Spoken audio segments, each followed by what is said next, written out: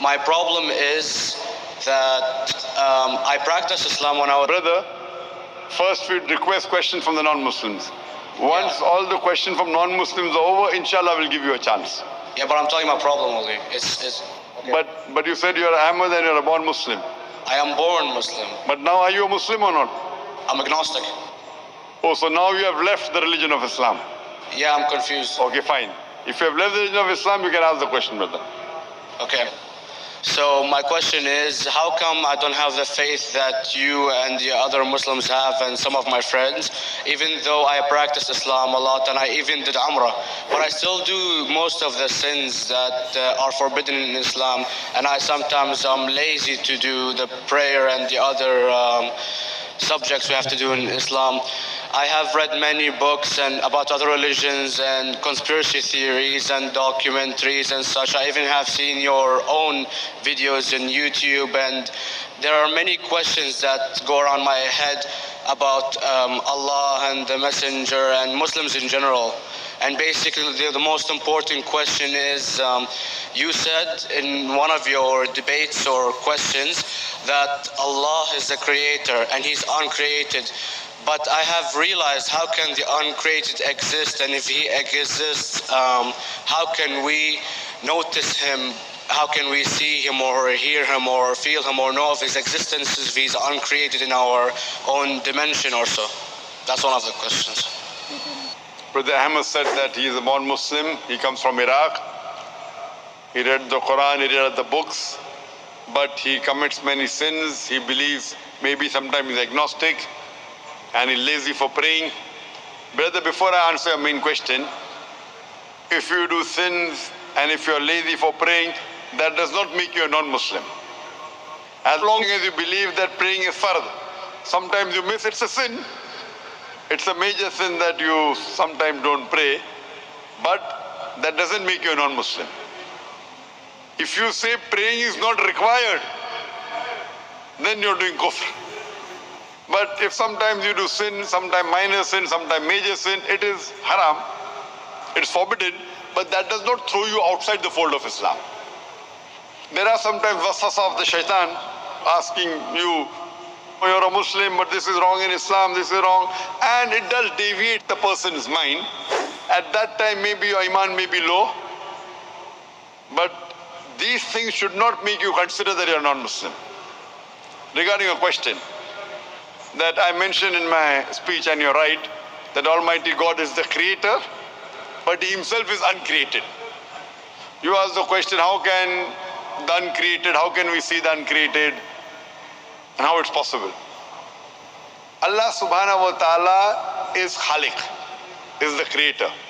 And by definition, He's uncreated. Because normally people say that when they try and prove in logic that everything has a creator, who created this table, the carpenter, from where he got, from the tree, who created the tree, so it goes back to Allah.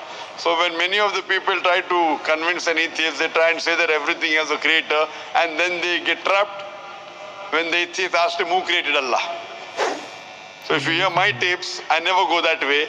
I ask the atheist that how did you come to know about the universe? How did you come to know about the functioning of the stars, of the sun? And he says, and goes back, that the creator. So it's vice versa. So if you know how to deal with logic, you don't trip over this problem with the atheist trap, the Muslims or the believers, by saying who created Allah. By definition, Allah is uncreated. And if you ask the question, who created Allah? If you have heard my tapes, I give the reply, that suppose a person comes and says that my brother John. Yeah, I know, I saw that, I heard that's funny, but I mean, how does He exist if He's uncreated? Not that is Allah. Automated. Yeah. That's the difference between you and Allah. How does He exist? Means He was existing. He doesn't have a beginning. You and I have a beginning, that's human being. So that is the difference between us and Allah. You can't say that Allah has to be like us. If Allah is like you and me, why should we worship Him? I see, but have you heard of the phenomenon, the Big Brother, used by various orders and political agendas to control the people and such by implementing it into multiple gods, and then later on it became a monotheistic religions all over the world to make it easier for Big the Brother, people sorry, to... I've never heard of the religion Big Brother. It's not a religion, it's like a theory, an idea, basically. For What does it say? Yes? What does this idea say? What does it say? Is that when you have a big brother, it's easier for you to live life. When you have someone watching you the whole time, understanding you the whole time, protecting you the whole time, being with you the whole time, and you can talk to him, although he never talks to you back, maybe in your dreams, due to your mind and such, it's easier for you to live.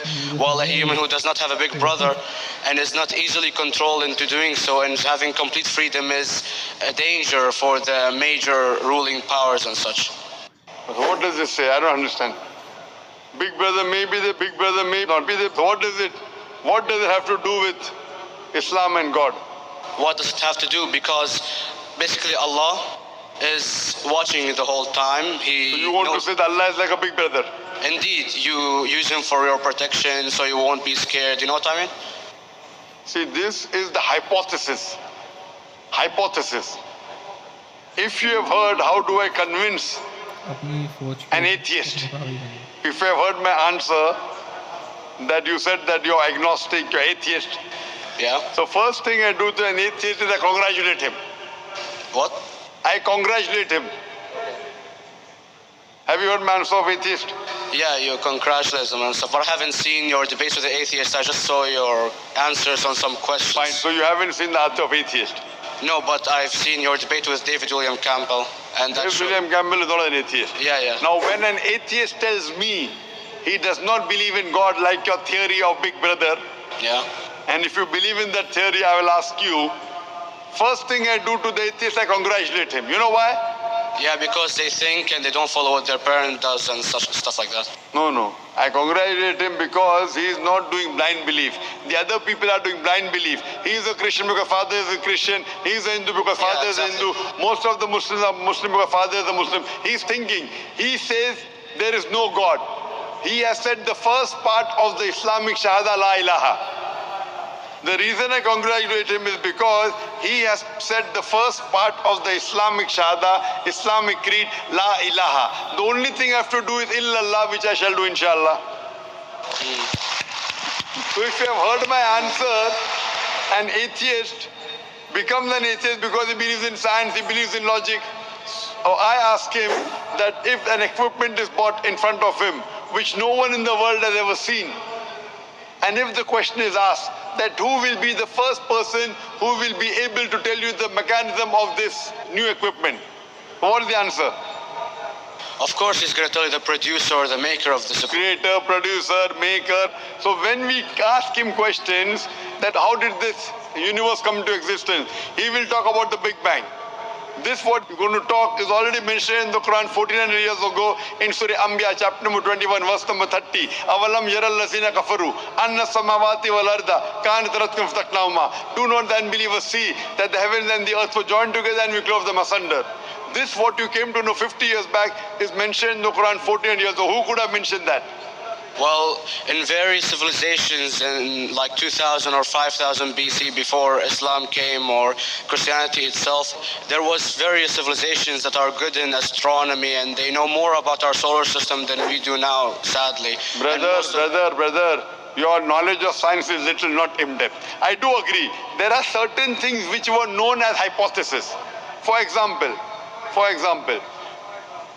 we came to know, we were proved that the earth was spherical in 1577. I know that in 6th century BC, there were Pythagoras who believed that the earth was spherical. But the same Pythagoras who believed the earth was spherical also believed that the earth was the center of the universe, which is wrong. You show me one civilization which believes 100% what the Quran has mentioned. I challenge you. What you say, so do you mean to say there was a person who said, okay, this civilization, out of 100 things, these 2 things are right. Out of 100 things, these 5 things are right. Out of this 100, and picked and chose. Who can do that? No one besides the Creator. Even if you know that there were 10 different civilizations, hundreds of civilizations, there is not a single civilization that you know in the past which knew 100% of science what we know today. So where is your logic? Where is your theory? I do know that certain things were hypotheses which were proved later on, but there is not a single civilization which knows everything what is mentioned in the Quran. So the answer goes back to the original question, who could have collected this in the Quran? Someone 1400 years back, could he do and say, okay, out of these 100 things, these 3 are right, out of these 100 things, these 2 are right, out of this, it's not possible. Mathematically, it's not possible. Well, you never gave the idea of extraterrestrials or so. I mean, knowledge is power, and... Brother, I'm asking you a simple question. We are not come here to have a debate. Yeah. I'm asking you a question. Point out a single civilization. You're asking something else. Yeah, we are right. not here to discuss. You can come in the room and discuss. You ask a question, I'm giving you the answer. You gave about old civilization. I told you you're right. But out of 100 things, 98 they were wrong. So I'm asking you, who could have mentioned this in the Quran? You're talking something else now. Yeah, well, I'm asking a simple question, 2 plus 2 equal how much? You're saying, I'm telling you 3 multiplied by 3 is how much? I'm asking a name, you're telling that where do you live? You know, I'm asking a simple question, name me a single civilization which has everything what was mentioned in the Quran. Do you know of any or not? Yes or no? Well, not everything, of course. Even not 10%. Why? Babylon knows of most of the planets and such. Planet is not the only thing mentioned in the Quran. There are 1,000 things mentioned in the Quran. To say what 1,000 things are mentioned in the Quran, 10% would be equal to 100 things. Did Babylonian civilization knew about 100 things mentioned in the Quran? No, because they You don't cannot. have the They idea knew of 5 or 6 things. In percentage wise, very small. So, Of course. who can be the author of the Quran besides the creator to know what is right, what is wrong?